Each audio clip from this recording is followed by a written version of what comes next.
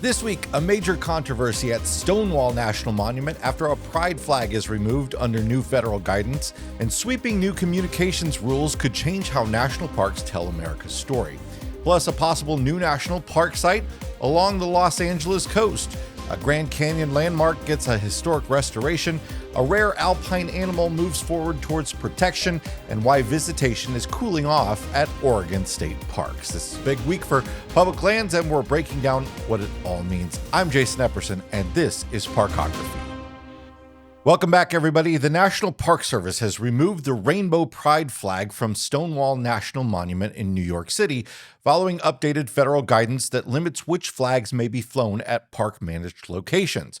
According to officials, only the U.S. flag or flags specifically authorized by Congress or the Department of the Interior can be displayed on National Park Service flagpoles with limited exceptions. The pride flag had flown at the monument in recent years as a symbol of the LGBTQ rights movement, whose modern history traces back to the 1969 Stonewall Uprising just steps away at the historic Stonewall Inn. The removal has sparked protests and strong responses from local leaders, advocacy groups, and members of the LGBTQ community. Demonstrators gathered in Christopher Park, many bringing their own flags and calling the change an attempt to erase or diminish the history represented at the site. Stonewall National Monument, established in 2016, was the first U.S. national monument dedicated specifically to LGBTQ plus history.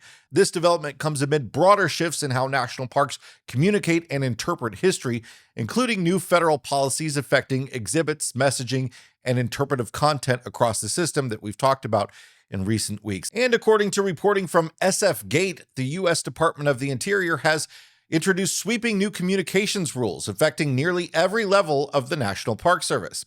At the center of the changes is a new internal media reporting tool designed to help review exhibits, signage, and other public-facing content to ensure it emphasizes what the administration calls the greatness of the achievements and progress of the American people, along with the beauty of the natural landscape. According to internal guidance described in the report, most park employees, including communication staff and even superintendents, now need coordination with Interior Department public affairs officials before speaking to the media. Social media posting has been centralized with only low-risk content allowed without higher approval, and non-operational web and digital storytelling content has largely been paused, while safety and trip planning information can continue. In practical terms, that means that many parks can still post scenic photos, wildlife images, and basic visitor information, but narrative or interpretive content may require review from Washington.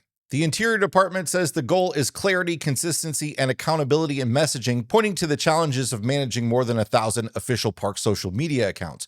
But current and former park employees interviewed in the article describe confusion, delays, and a growing sense of uncertainty inside the agency.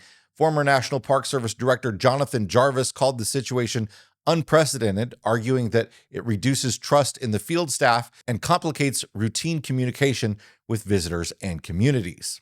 Could America's next national park be right in the middle of Los Angeles, California? The National Park Service has opened a public comment period on a proposal that could eventually transform roughly 22 miles of Southern California coastline into a new national park. The area under study, known as the Los Angeles Coastal Area, stretches from the Santa Monica Mountains National Recreation Area south toward Torrance Beach. This is what's called a special resource study. It's a very first step in the long process that sometimes leads to national park designation. Before Congress can even consider creating a new park, the National Park Service has to answer 4 big questions. Does the area contain nationally significant natural or cultural resources? Is it unique within the existing park system? Would it provide a meaningful visitor experience? And is federal management the best option compared to state or local control?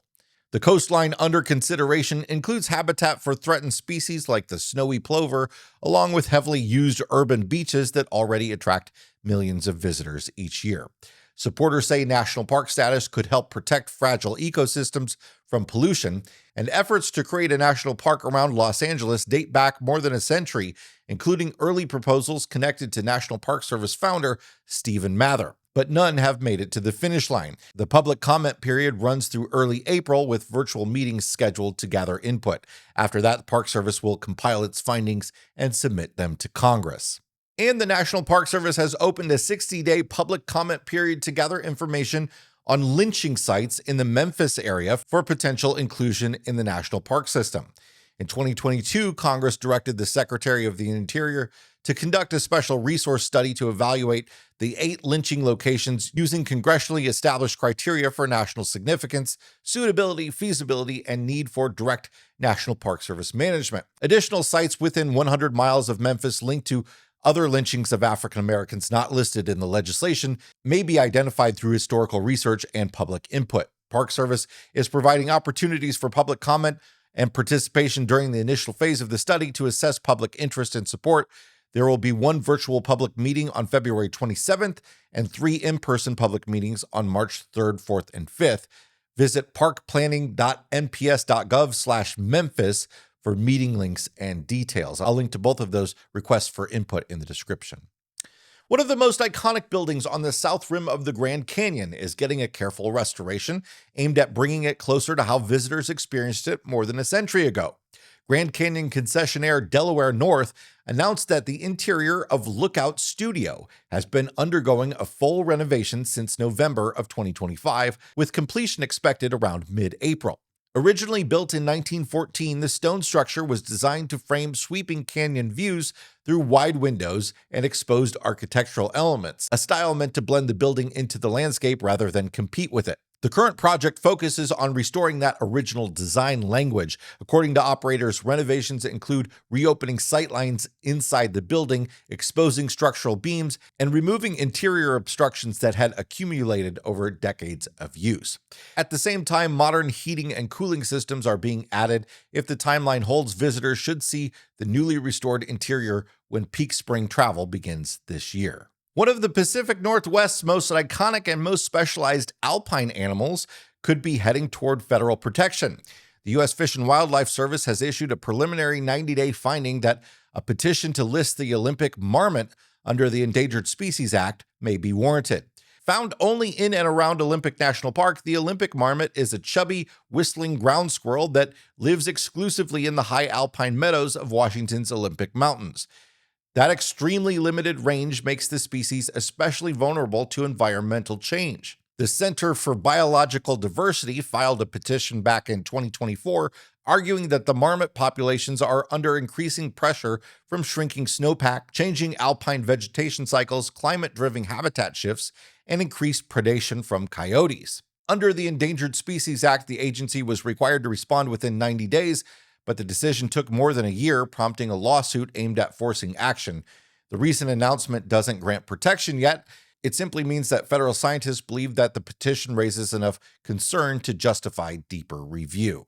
Yosemite National Park is welcoming thousands of visitors for the annual viewing of Horsetail Fall. The natural firefall phenomenon occurs for a brief window each February when the setting sun can illuminate the waterfall on El Capitan with a striking fire-like glow. The projected viewing period for 2026 is February 10th through the 26th, depending on natural conditions. No reservations are required to enter Yosemite during the Horsetail Fall viewing period this year, as they were in the past. To support safe and efficient access, the park has established a traffic and parking management plan that will be in effect during the Firefall. The park encourages visitors to carpool and utilize commercial vans and shuttles. Visitors will park in eastern Yosemite Valley and walk to designated viewing areas using a temporary pedestrian lane each afternoon. Because the firefall effect depends on several natural factors, including water flow, clear skies, and the angle of the setting sun, visitors traveling from out of the area may wish to plan to be on site multiple evenings to increase their chances of seeing the phenomenon. The park encourages visitors to arrive early, park once, and be prepared for winter conditions. And in state park news, 2025 was the slowest year for Oregon state parks since the pandemic. According to the Oregon Department of Parks and Recreation, visitors logged 51.4 million day-use visits in 2025. That's down from a record 53.8 million in 2024, about 4.5%. It's not a ton, but it marks the first real cooling off period since the explosive post-COVID outdoor boom. Camper overnights dropped to 2.6 million, down from 2.83 million the year before, the lowest camping total since 2015. State officials say the biggest factor wasn't demand, it was closures. Temporary campground shutdowns at some of Oregon's most popular parks reduced available campsites while maintenance and infrastructure upgrades were underway. On the coast, where demand is usually strongest, camper overnights fell by 11%. That's also where most of the renovations were. Parks in central and eastern Oregon actually saw a slight jump, about 2% overall. The visitation dip comes as Oregon raises parking and camping fees statewide. The Parks Department is facing a significant budget shortfall. Unlike many state park systems, Oregon state parks rely heavily on lottery revenue for funding, and lottery income has declined. That's it for this week's National Park and Public Lands News Roundup. Thanks so much for being here. If you got something out of this episode, hit the like button. If you want more like it, subscribe. And we'll see you next time. Bye, everybody.